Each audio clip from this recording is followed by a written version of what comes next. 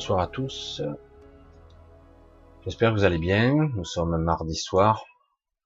Vous êtes avec moi pour un petit moment, juste pas trop, mais je vais essayer de vous parler d'un petit sujet assez intéressant, mais je vais vous le dire à ma sauce comme d'habitude pour essayer de vous faire comprendre un petit peu.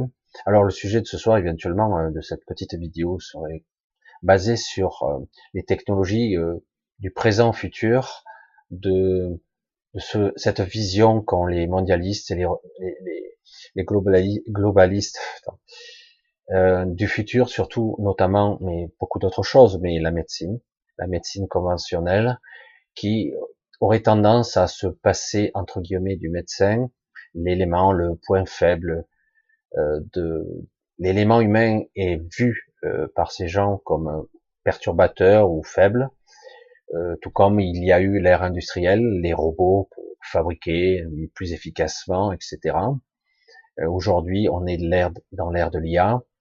Et là, c'est un petit peu plus complexe parce qu'il y a une forte influence de technologies extraterrestres, évidemment, et même de certains modèles sociétaux, de certaines civilisations qui veulent être recopiés, recalqués sur l'humain.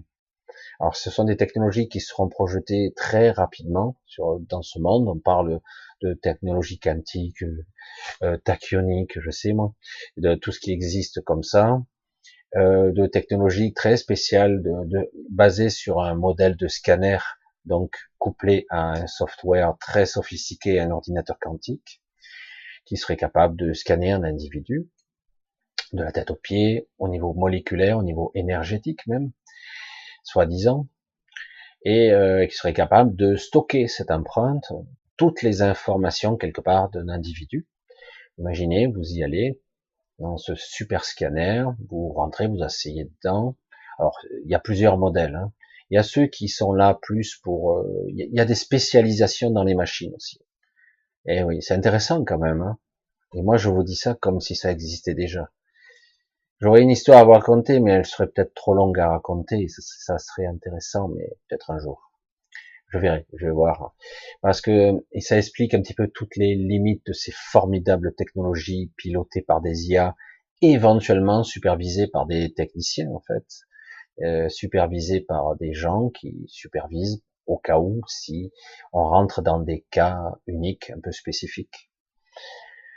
Oui, imaginez, vous êtes pété la jambe, vous arrivez fracassé, vous rentrez dans ce scanner, il modélise, il voit où sont, parce qu'il vous scanne en profondeur, hein, au niveau moléculaire, pas seulement au niveau des os, des tendons, des cellules, il va beaucoup plus en profondeur.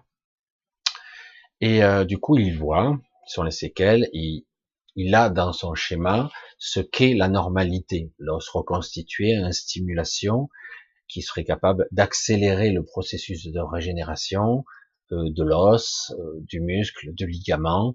Et pour les technologies les plus rudimentaires, ça serait une réparation sur plusieurs jours. Et sur les plus rapides, ça serait de l'ordre de quelques heures. Voilà, c'est génial. C'est-à-dire que quelque part, il y a une stimulation cellulaire et énergétique qui fait que ça peut réparer. Alors, le problème se pose pour certains cas. C'est pour ça que j'avais une histoire là-dessus, mais elle serait trop longue à raconter. Toute blessure ou toute maladie liée à un lien de cause à effet à la psyché. Dans le décodage biologique, on a vu que beaucoup, voire presque tout ce qui se passe dans notre vie a des liens de cause à effet avec la psyché. L'inconscient nous fait faire des choses inconscientes, par définition. Nous croyons en conscience qu'on est libre de ce choix, alors qu'en réalité, c'est un choix inconscient. C'est pas du tout libre, pas du tout. Donc, il y a toujours des causes à effet. Bon. Si on vous répare avec ce type de technologie, donc quel que soit le format de ce type de caisson, ça peut être dans des émulsions, ça peut être dans des liquides, ça peut être par des rayonnements, par des ondes, par du son, etc. Et des stimulations basées sur un signal électron, c'est de l'électrocorpuscule, d'une matière très particulière qui, à la façon d'un téléporteur qui analyse, donc un téléporteur, je sais pas si vous imaginez la technologie, donc qui vous assimile et qui vous transpose au niveau énergétique, votre équivalence, et du coup stocker l'information dans un flux de données, qui est un flux qui n'est pas dans un disque dur, mais un flux de données en mouvement, une énergie qui serait beaucoup plus, j'allais dire fluidique et un petit peu liquide, mais en fait c'est pas du tout ça, mais c'est assez intéressant. C'est une information qui n'est pas stockée et immobile, et puis retransposée pour le remettre dans la matière. Ces technologies-là, on les a pas. Ce sont des technologies très élaborées qui permettent de restructurer la matière, en fait. De la même façon, on voit dans certaines séries télé des synthétiseurs capables de recréer à partir de molécules simples, de recréer des protéines, des glucides, des lipides, recréer de la nourriture, un synthétiseur, mais ça peut recréer des objets. C'est, j'allais dire, ça sera les descendants futurs des futures imprimantes 3D, quelque part. C'est le début. Mais c'est la même chose, mais pour l'humain et pour le vivant. C'est ça qui est intéressant. Mais néanmoins, si par exemple il devait y avoir un traumatisme particulier pour cette machine lié à l'émotionnel, il y aura probablement des effets secondaires. Ça sera jamais. Ça a beau être réparé, il y a des douleurs qui ne sont pas physiques, mais qui sont mentales. Ce sont des traumatismes ou des relations post-traumatiques, hein, c'est des restes. Donc je suis pas certain que ces machines peuvent traiter la psyché. Alors certains diront, il faudra après faire un stage chez les psys du futur pour essayer de décanter le bug, le nœud émotionnel qui est lié au traumatisme, même si ça a été réparé. Sauf que bien souvent, le temps de la réparation est nécessaire pour la psyché et pour aussi le corps. Si le corps est déjà réparé, il y a comme un schisme. Il y a un truc, il y a un bug, il dit que je comprends pas. Moi, je perçois le traumatisme alors que le membre est toujours là, etc. On ne comprend pas. C'est un peu le traumatisme, comme je dis souvent, du membre fantôme. C'est exactement pareil. On a beau couper le membre existe toujours au niveau éthérique et énergétique. Il est toujours là, le membre. Il est toujours entier. Il n'y a que au niveau cellulaire qu'il est plus là. Donc c'est assez intéressant, ce genre de technologie. Ça peut être un outil, mais en aucun cas il ne peut remplacer. C'est un outil qui peut être utile, mais quoi qu'il en soit, c'est vraiment pour des généralités et quelque part de croire qu'une IA, quelle que soit son évolution, soit capable de remplacer la conscience, le raisonnement et la véritable intelligence, certes qui n'est pas au rendez-vous depuis quelque temps dans notre monde, elle existe l'intelligence, mais pas parmi les gens qui sont au pouvoir, ça c'est clair, et c'est pour ça que ça va si mal. Mais en tout cas, elle est vraiment empreinte d'une volonté et d'une inspiration, d'une visualisation, d'une vision d'un monde tel qu'ils l'ont vu chez certains extraterrestres. C'est-à-dire un monde froid, artificiel. Je vais encore les nommer puisque je soupçonne depuis pas mal de décennies, quelques décennies, que certains ont eu le privilège, entre guillemets, de visiter la cité des épicéens, qui se trouve donc dans une île. Ils sont très nombreux. Et cette cité est extrêmement high-tech. C'est très avancé technologiquement, c'est très épuré, ça pourrait paraître beau. Et donc ces influences ont tendance à rejaillir sur nous. Alors il n'y a pas que du mauvais, mais le problème c'est que quelque part, on voit le résultat final dans le principe de la régénérescence cellulaire pure et un petit peu énergétique, puisque c'est lié. Le corps énergétique et le corps physique sont un petit peu étroitement liés. Tiens, c'est intéressant justement, j'ai l'idée qui me vient, parce que dans Stargate, ils avaient traité un petit peu le sujet. Quand vous avez le sarcophage qui répare très facilement, entre guillemets, quelqu'un qui serait mortellement blessé, C'est génial, non? C'est le même principe. Mais le sujet a été traité d'une façon intéressante à un moment donné, et pas idiote. C'est pour ça que je soupçonne des fois que certains scénaristes sont au courant de certaines choses. Parce que si par contre on le fait, pas pour réparer, mais juste pour le confort. C'est-à-dire que on se dégrade cellulairement, chaque jour, il y a une petite modification cellulaire, etc. Mais si on commence à le faire bah, une fois ou deux par semaine, juste pour le confort, pour ne pas se dégrader, etc., il se passe quelque chose d'étrange. Il y a petit à petit une fracture, une coupure de connexion qui se produit entre un certain niveau de conscience et le corps physique et énergétique. Il y a comme petit à petit, le lien s'étiole, et comme par hasard, les gens qui font ça, ils sont en super forme, ils sont plus inquiets, ils sont plus angoissés, ils sont comme les épicéens, ils deviennent des portails organiques. Tout simplement, ils se déconnectent tout doucement de ce qu'ils sont, parce qu'il y a une désynchronisation. Qu'on le veuille ou non, tout ce que nous sommes, y compris notre corps, est le reflet de ce que nous sommes. Après, il y a eu des influences, des distorsions, etc. Mais qu'on le veuille ou non, notre sang, notre rayonnement électromagnétique, notre symphonie organique de chaque organe qui vibre à telle fréquence, ce que nous sommes, notre ADN, eh ben, ça correspond à ce que nous sommes aussi. On ne peut pas le dire, bon, ben, je vais réparer ça, mais sans, quelque part, harmoniser le reste. Tout doit être un tout. C'est un travail, une recherche, une quête holistique. On ne peut pas seulement s'amuser à réparer le corps physique et le corps énergétique, ce qui est pas mal. Et il faut traiter la globalité, ce qui est hors de portée. Même s'ils croient que c'est possible. Et du coup, on crée petit à petit des êtres déconnectés. Donc, il faut faire très attention aux modifications de structure en profondeur liées à ce type de technologie. Ça peut être utile, mais à chaque fois, c'est comme si on perdait un petit peu de soi. On perd un petit peu de soi, sachant que si on arrête, ben, on se reconnecte après, ou quelque part, la connexion se refait. C'est très très délicat, et même si ça paraît le miroir aux alouettes, je me souviens avec mon père, on avait eu ce genre de discussion assez intéressante, parce qu'on lisait tous les deux des romans fleuve noir de science-fiction, on les lisait tous les deux, et on parlait de ces fameux blocs, ou des blocs de renaissance. Il y en avait de toutes sortes, ça peut être liquide, pâteux, il y avait toutes sortes de substances. Parfois, c'était des micro-organismes, parfois, c'était des substances qu'on pouvait boire, hein, et à la fois être à l'extérieur et à l'intérieur. Ou dans certains cas, on se retrouvait dans un bloc énergétique qui était bombardé de rayons particuliers qui stimulaient la croissance cellulaire.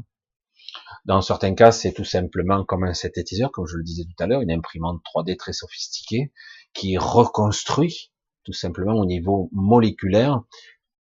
Pour lui, que ce soit du vivant ou de la matière inerte, c'est pareil, qui reconstruit les tissus, etc.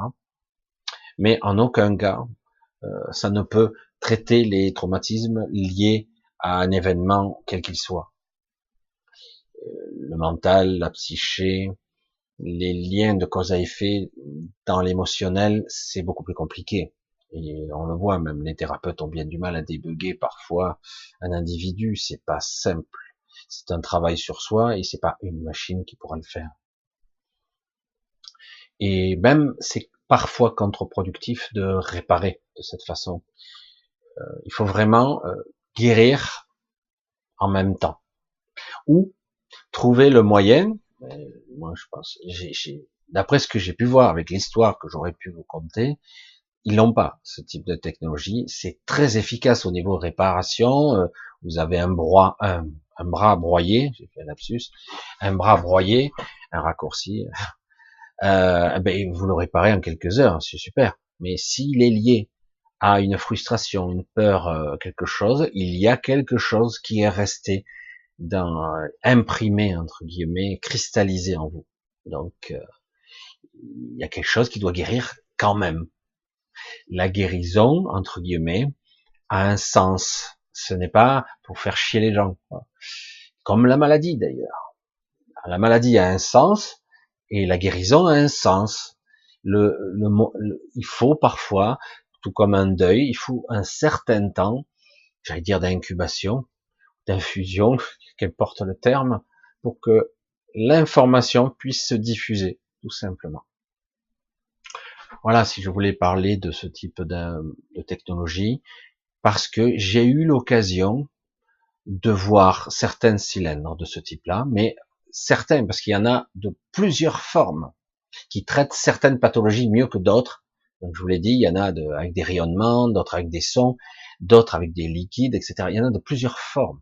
Donc il y a plusieurs types de principes pour réparer, restructurer. J'ai déjà vu ça, et c'est assez intéressant. J'aurais bien aimé en profiter, mais non. Pour les sous-êtres, c'est pas pour nous, que dans certains cas, pour certains en tout cas. Bref, vous voyez un petit peu ce type de technologie, c'est assez balèze et c'est assez intéressant, mais en néanmoins, il faut revenir à des fondamentaux. Selon moi, un outil peut rester un outil, c'est très puissant, très performant, un outil c'est fabuleux, c'est génial, mais il doit y avoir toujours la supervision de quelqu'un de compétent derrière, qui a les tenants et les aboutissants d'une connaissance assez poussée, un, de la machinerie, et deux, de la psyché d'un individu, d'un corps, comment ça fonctionne, un médecin, quoi. Un médecin qui serait un petit peu polyvalent dans sa discipline, pas seulement qui traite que le corps, ou que l'esprit, ou que le mental, ou que sais-je. Et non, il faudrait vraiment arrêter de cliver, parce que notre société actuellement est devenue pitoyable, parce qu'aujourd'hui il y a des guerres de clochers à tous les étages, y compris dans les mêmes disciplines d'ailleurs.